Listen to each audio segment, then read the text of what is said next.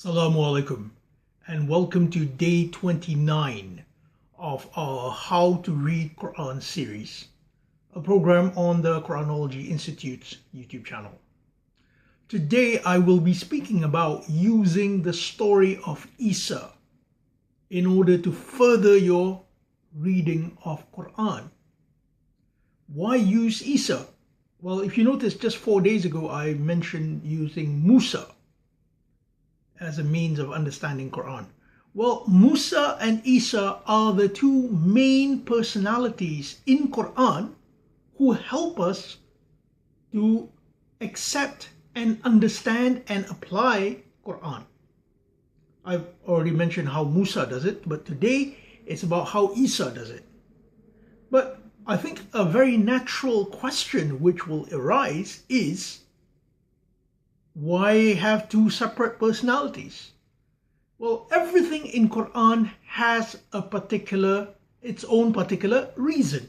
So Musa in Quran is about receiving the text. As you know, Musa receives revelation, the alwah, and disseminating the text to his people. And his mission is inextricable from the mission of Quran itself, which is to deliver us from suppression or repression and oppression.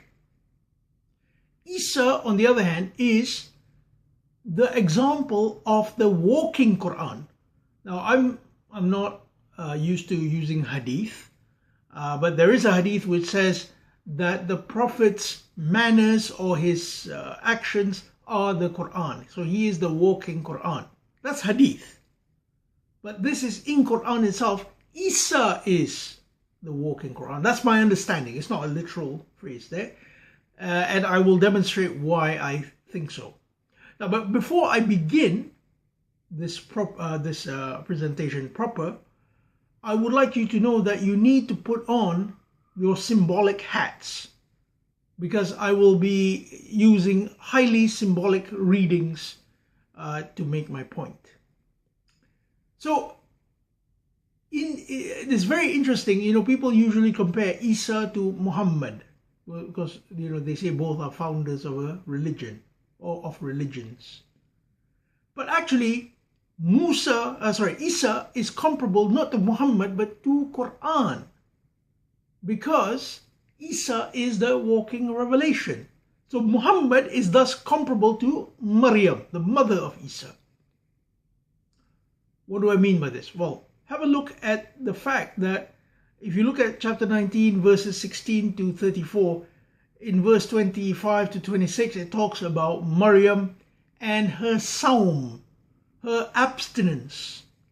Now, as a result of this abstinence, or I wouldn't say as a result, but rather subsequent to her abstinence, she brings it to her people. فَأَتَتْ قَوْمَهَا بِهِ. She brings to her people with it. What is it?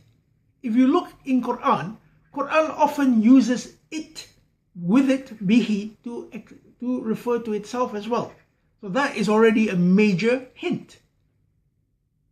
And Maryam has undergone through the sawm or fast. And as I can see, the result of the fast, she brings forward Isa. If you look at chapter 2, verses 183 to 186, it talks about our sawm until we reach Shahru Ramadan, which is a manifest time of difficulty, heat, intensity, and this ultimately brings us revelation. Unzila fihi al-Quran wa hudan lin-nas wa bayyinat min al-huda wal-furqan. So Quran comes down after Sawm. Isa comes forth after Maryam's Sawm.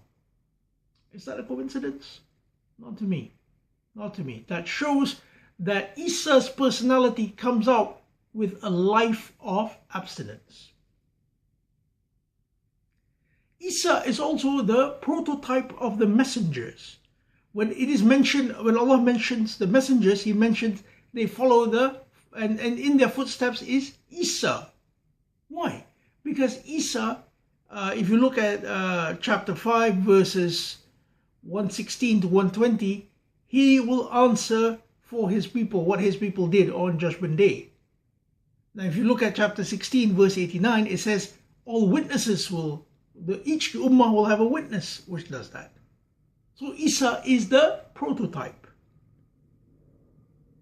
There are similarities between Isa and Quran in terms of description. Isa is known as kalimatu minhu, a word from Allah. Isa is known as ruh minhu, spirit from Allah. Isa is known as qawl al-haq, the word of truth. Quran is known, if you look at chapter 6 verses 114 to 115, Quran is the word which is bringing forth sidq and adl, or truth and fairness. Quran is also ruh. If you look at chapter 17 verse 85 and you look at the wider context, it is talking about Quran. Quran is also Qawlu Rasulin Kareem. If you look at Al-Haqqah verses 40. So Quran is all these things which Isa also is. So they are, one is the textual manifestation of revelation, the other one is the human manifestation of revelation.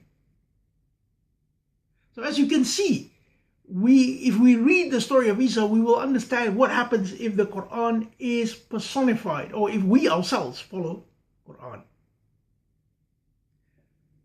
With the coming of Quran, we're talking about all revelation here. Chapter 97 is about all revelation. With the coming of revelation, Allah says, Salamun hiya, peace it is. In other words, the revelation will bring peace. If you are not working for peace, you do not bring peace, you are not doing it for Allah. That's a clear measure from Quran. Isa also says in chapter 19 verse 34, Wassalamun alayya, and peace be upon me, yawma wulidtu, at the day I was born, wa yawma amutu, the day I die, wa yawma ubathu hayya, and the day I will be resurrected to life. So Isa will bring this peace. So if you personify Quran, you will bring that peace. So these are the human measures we have in understanding applications of Quran. What about the ending of Isa? The ending of Isa, if you look at chapter 5 verses 1110 to 115, it's talking about the Maida. The Maida is a symbolic table which shows the economic system of Quran, and it is descended to the followers of Isa. And because they have the Eid, which is the celebration, just like we're going to have Eid on Sunday or Saturday or Monday, they had their Eid, and Allah says that if you betray this, then we will punish you double. Why? Because you have witnessed the end program.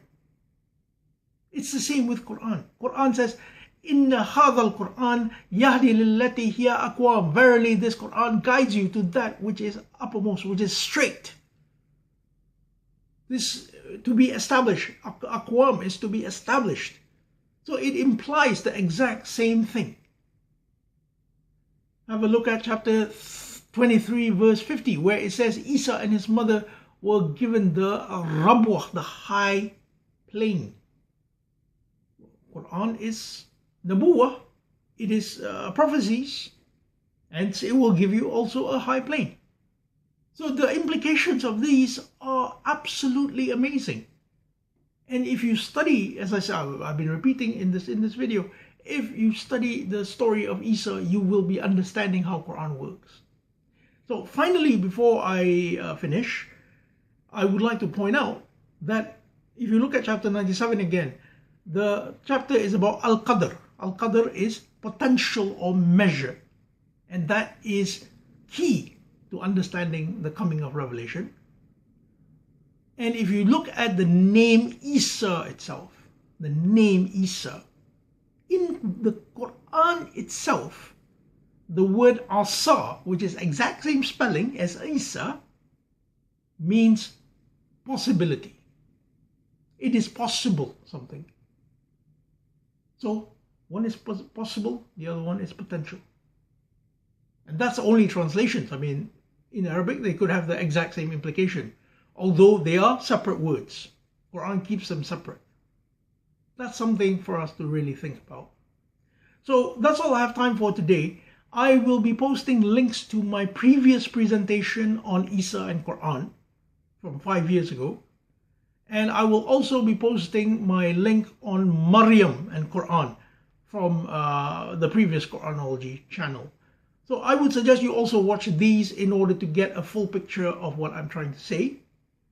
And inshallah, tomorrow I will be presenting the final episode of Ramadan 2017, which will be a surprise. I'm not going to say what it is, but it will be short and sharp and hopefully help you in your reading.